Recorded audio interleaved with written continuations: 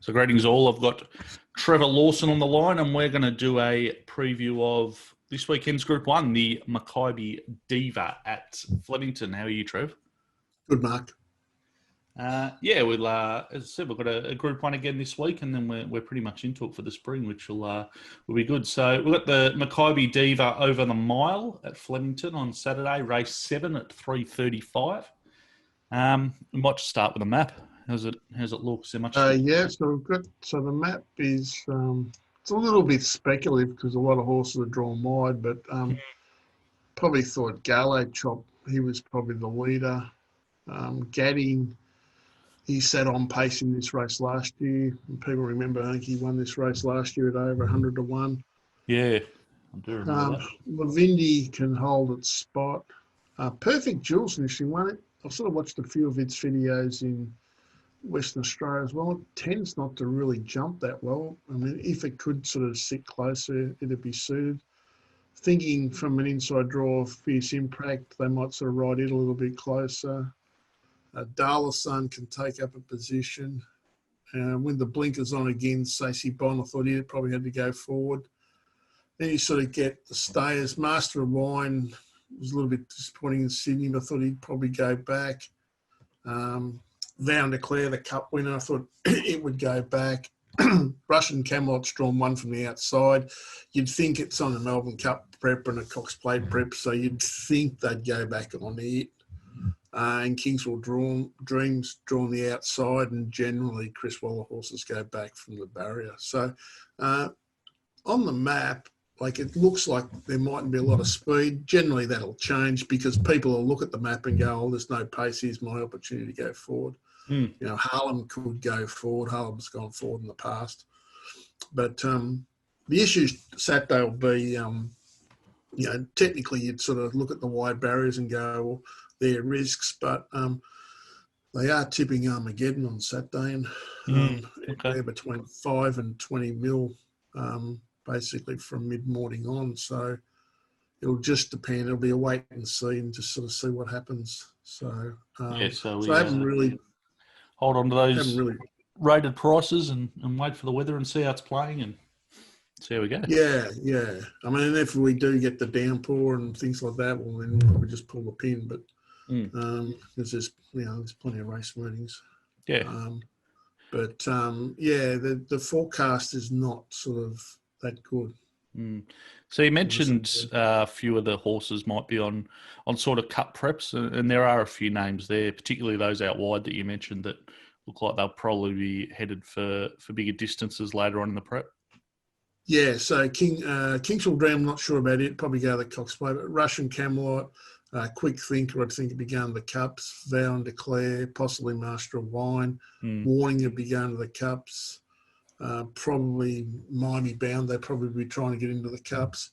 So they're the ones all sort of drawn out wide, and the ones drawn in are probably just the handicappers and the milers. No worries. All right, well, we might just have a quick run through the field, and there's a lot that are pretty wide. So, we'll run through them and see how it looks. It's Thursday afternoon we're recording, so I've got the market at the moment for TopSport, their prices, and they're at about 126% at the moment. So these will come down by Saturday. There'll be some percentage come out of that. But, we'll have a look at where they're at the moment. So number one is Vow and Declare, the Cup winner. It's $34 at the moment. At the moment, I've got it $41. I haven't put any barrier penalties in. I just sort of wait. I'll wait till sort of Saturday after the scratching event, and you'll probably have a clearer picture of what the weather's going to be like. So I've got it $41 at the moment. It's basically never raced over this distance. It hasn't had a run over this distance since it was its second start of its career. So you'd think it'll run further. At the moment, I've got $41. If anything, I'll mark it longer. No worries. Number two is Gallo Chop at $81. Well, it's same thing. I got it $41. It is the leader. It's had 2 runs in Sydney. It didn't go that well. It took last year it ran in this race, but it was first up off 518 days, and then it ran well second up. I got at 80 to 1. If I was betting in the race, I'd have something on it because it looks like being the leader. So at 40 to 1, there's not much percentage there. So I'm happy to leave it there. No worries. Number 3 is Harlem, and TopSport's got it at $34. Yeah, it ran okay first up, Harlem.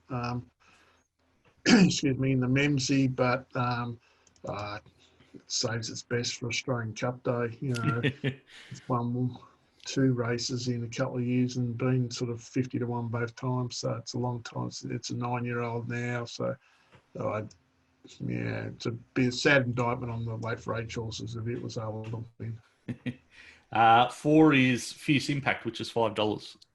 Yeah, I thought this had a good chance. I've got it at $6, so it's in the market. It's sort of 85% at the moment. It ran well first up in Sydney, ran third, narrowly beaten.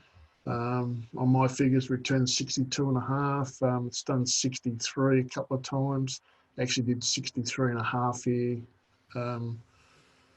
last year in the mile race. I think it's the Cantala or the Buchanan. They change names all the time.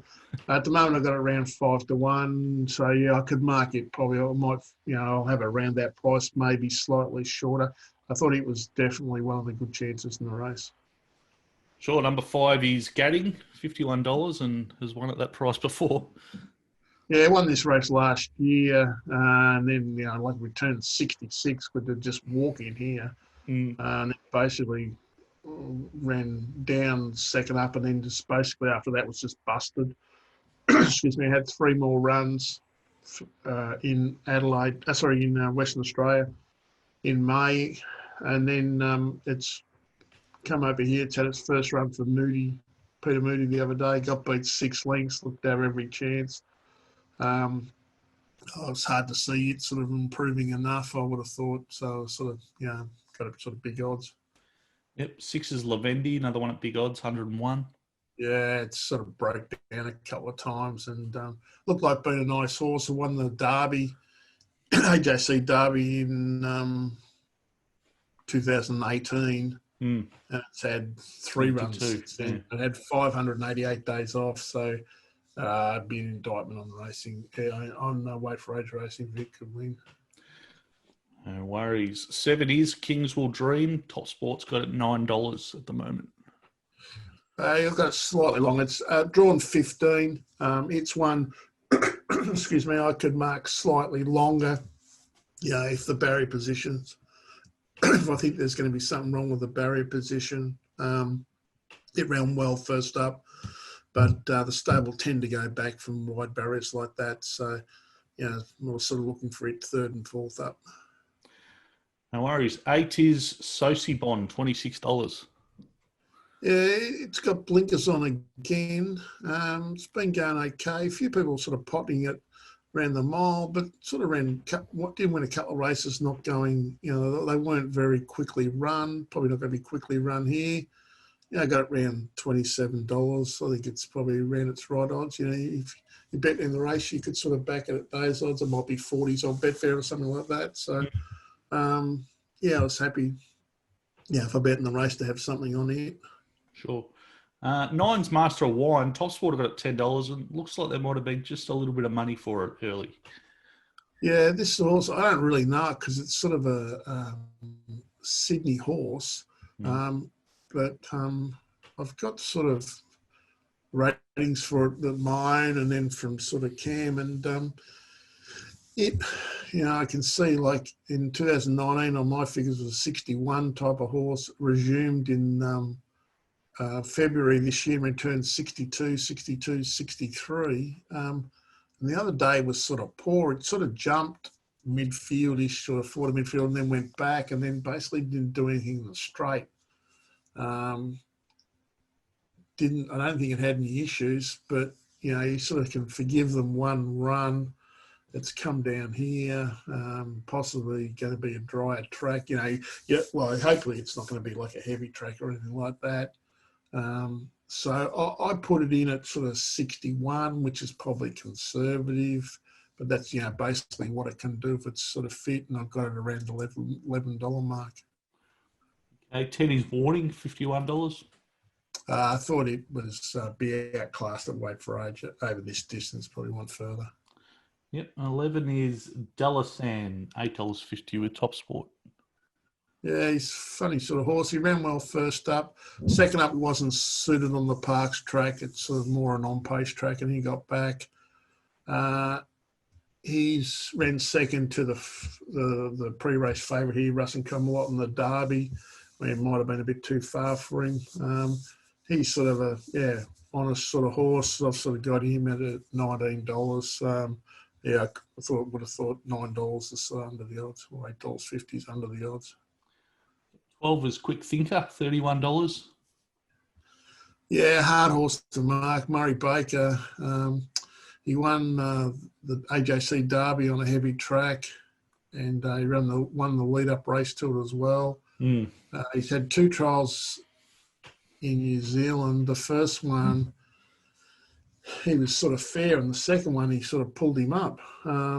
But you would think if it was going poorly, they wouldn't sort of come here. So I didn't really know what to do with him. I sort of rated him 2 levels off his Derby win. They're very good trainers, and I've got it sort of $61. So, I got it slightly longer than the market. Sure. So 13 is the favourite, Russian Camelot, $3.40 with TopSport at the moment. So first up and Ollie riding. Yeah, it's hard horse to mark. It's sort of untapped. I had it return 58, win the maiden race at Ballarat, it's one of the highest maiden ratings I've had. Then it got beat over 1800 second up, and then Flemington first up didn't have any luck, and then he missed a few runs, and then he went to Pakenham and it absolutely walked in one night, probably producing one of the biggest figures for a 64 rater there, and then it had missed another run and had 30 days off and won the Derby. So it was the SA Derby, wasn't it? That was a huge run. Yeah, it sort of went back and come around him. So it's won, a couple of races off, interruptions. It's completely untapped. I just put it in what it did in the Adelaide Cup, Adelaide Derby. From my figures, returned 62.5, but it could be a 67 horse. You don't, at the end of this prep, you sort of don't know. It is still wide. You think they'd ride it back. I mean, I got a favourite, and not that I think I'll be really betting the race, but I've got it around the $4.80, $5 mark.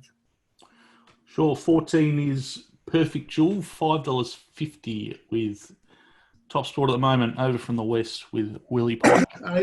This was a terrific win the other day, last start. It's coming off 63 days. It's going quickly from 1,200 to 1,600, but it has won over the 1,600 before, returning a figure similar to it that it did at Caulfield. So I just thought going from the 12 to the 16 might be hard for it to improve and run to a new peak. Just with that setup, I would have liked to run at 1,400 or something in between. So I just sort of returned to what it did last start, which is about what I've got its best figure, and I've got it around $11. So I've got it slightly longer than that, basically twice the odds of the market. Yep. Princess Jenny's number 15, $41. I thought this was probably outclassed. Does go well second up, but generally in the past it's ran at Moonee Valley second up over a mile. So I thought this was probably, going to get back, and it's going to have a lot of horses of better ability than it around it. So I thought it would be hard for it to win. No worries. And at the bottom, 16's the other O'Brien runner, Miami Bound, which is $21 with TopSport. Yeah, so she won the Oaks at Flemington in the spring last year. She didn't come up in the autumn. First up, she was terrific. She ran on that really savage bias track at Moonee Valley a couple of weeks ago, or 3 weeks ago, and made good ground, albeit along the fence in the best going. But she did run the 10th best 600 and 400 of the day and the 6th quickest 200. So it's sort of come back all right. So I thought it could improve off that run, and I thought it had some hope. Okay, so all in all, seems like there's probably quite a few out wide that you can put a bit of a line through, and yeah, there are a few others in the market, which we'll wait and see where their prices go. Yeah, so sort of got fierce impact around the market. Kings will dream around the market. Master of Wine around Stacey Bond. I've got sort of Russian Camelot a bit longer than the market, and Perfect Jewel sort of double the price. So not really sure if it'll be a betting race. It's just a few ifs. There's a few queries in the race, but hopefully it's a good race, and hopefully the weather stays okay, and we can get a line on these horses going forward. Yeah, for sure. So looking at the window today, wouldn't mind these conditions on Saturday. Very nice. Not that any of us can go outside. No, that's true. Yeah, I've had enough of that too. It's funny how you sort of you're doing the form for a wet track, but you're looking outside and it's sunny. So it's sometimes hard to get your head around that. Oh, well, 20 or 30 years of betting in Melbourne, you're probably used to that. I am, yes. Good stuff. All right. Well, yeah, sounds good. We look forward to your members will get your final prices and that on Saturday morning. But in the meantime, looking forward to the Group 1 and another step in what should be a pretty good spring carnival on the track. Great. Thanks, Mark. Cheers.